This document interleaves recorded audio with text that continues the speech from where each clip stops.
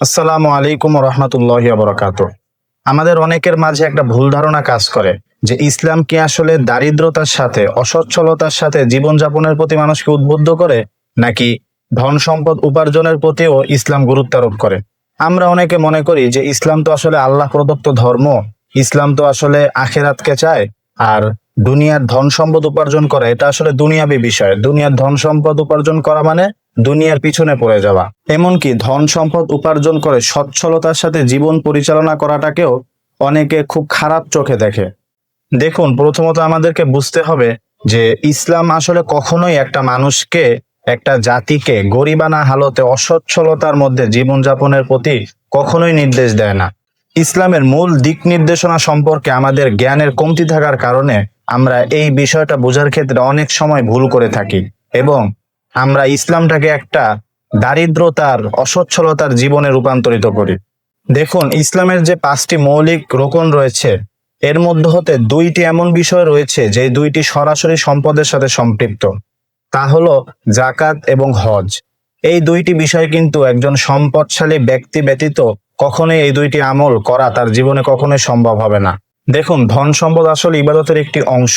আপনি খেয়াল করুন, আপনার যদি ধন সম্পদ না থাকে, আপনার যদি টাকা পয়সা ইত্যাদি সম্পদ না থাকে, তাহলে আপনি হজের মতো একটা গুরুত্বপূর্ণ বিধান থেকে আজীবন বঞ্চিত রয়ে যাবেন।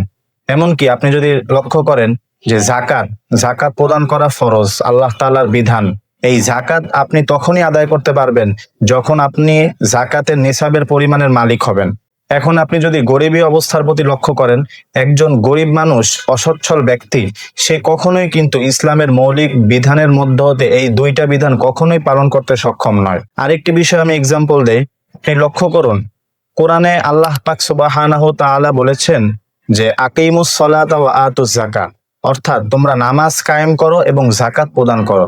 অর্থাৎ মুমিন বান্দাদেরকে আল্লাহ তাআলা যাকাত প্রদান করার জন্য বলা হয়েছে।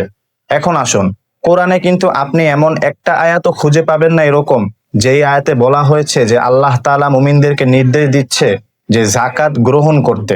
অর্থাৎ কোরআনে যাকাত প্রদানের কথা বলা হয়েছে, যাকাত দেওয়ার কথা বলা হয়েছে, কিন্তু কোরআনের কোথাও আপনি খুঁজে পাবেন না যেখানে বান্দাদেরকে আল্লাহ তাআলা যাকাত নেওয়ার কথা বলেছেন। এখন আপনি ভাবুন, ইসলামে যদি ধন সম্পদ উপার্জন করার কোনো গুরুত্বই না থাকে, তাহলে কি আল্লাহ তাআলা যাকাত প্রদানের কথা বলতেন, না যাকাত খাওয়ার কথা বলতেন? এখন আপনি আপনার বিবেক দিয়ে চিন্তা করুন, ইসলাম যদি আসলে দারিদ্রতার শিক্ষা দেয়, অসচ্ছলতার জীবনযাপনের শিক্ষা দেয়, তাহলে ইসলামের মূল 5টি ভিত্তির মধ্যে 2টি ভিত্তি এরকম কেন রাখা হলো যে 2টা সরাসরি সম্পদের সাথে সম্পৃক্ত?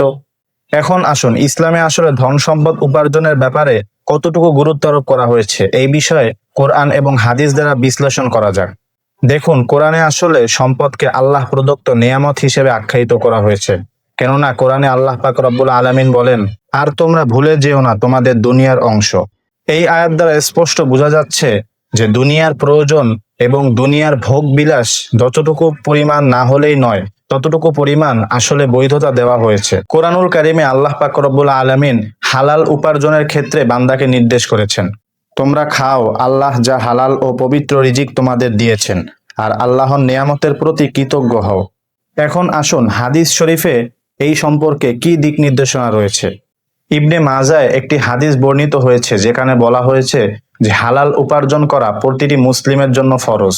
এমনকি সহিহ বুখারীতে রাসূল সাল্লাল্লাহু আলাইহি ওয়াসাল্লাম বলেছেন, তোমাদের মধ্যে সর্বোত্তম সে যে নিজের হাতে উপার্জন করে এবং তা দ্বারা নিজের প্রয়োজন পূরণ করে। এর মানে দাঁড়ায় যে ইসলাম আসলে কখনোই দরিদ্রতা কাম্য করে না। একজন মানুষ দরিদ্রতার হালতে জীবনযাপন করবে এরকম ইসলাম কখনোই নির্দেশ দেয় না, বরং সচ্ছলভাবে নিজের সক্ষমতার উপর উপার্জন করে হালাল উপার্জন দ্বারা জীবনযাপন করার প্রতি ইসলাম উদ্বুদ্ধ করে। এমনকি হাদিসে এরকমও উল্লেখ রয়েছে যে দারিদ্রতা মানুষকে কুফরি পর্যন্ত নিয়ে যায়। অর্থাৎ দারিদ্রতা যে আসলে কতটা ভয়ঙ্কর একটা জিনিস, এটা আসলে যে দারিদ্রতায় ভুগছে সেই বুঝতে পারে। কিন্তু আফসোসের বিষয় হলো, আমরা মুসলিম হওয়া সত্ত্বেও কোরআনের জ্ঞান না থাকার কারণে আমরা আজকে এই বিষয়টা সম্পর্কে অনেক গাফেলতির মধ্যে রয়েছি। আপনি লক্ষ্য করুন, বর্তমান বিশ্বে যে সকল ধনী ব্যক্তিবর্গ রয়েছেন তারা সকলেই কিন্তু বিধর্মী। অর্থাৎ মুসলিমদের মধ্যে এরকম কোনো ব্যক্তি খুঁজে পাওয়া মুশকিল যারা বিশ্বের ধনীদের কাতারে রয়েছে। বিশ্বে যে সমস্ত ধনী ব্যক্তিবর্গ রয়েছে আমরা যদি তাদের প্রতি লক্ষ্য করি তাহলে সর্বপ্রথম যেই নামটা আমাদের মস্তিষ্কে আসে সেটা হলো ইলন মাস্ক। 2025 সালের গবেষণা অনুযায়ী ইলন মাস্কের সম্পদের পরিমাণ প্রায় $408.5 বিলিয়ন।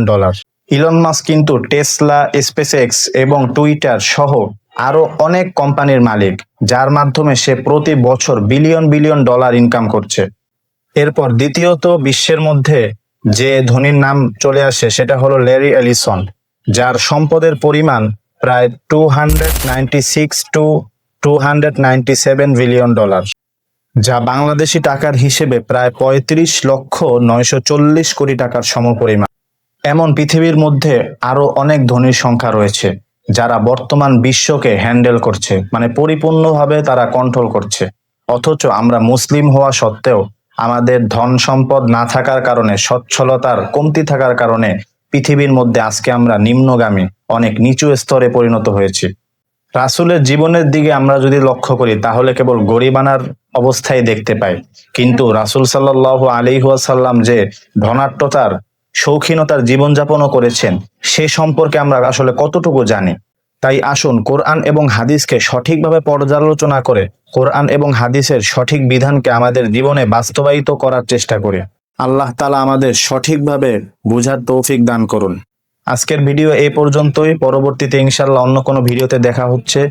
সে পর্যন্ত সবাই ভালো থাকবেন, সুস্থ থাকবেন। আল্লাহ হাফেজ।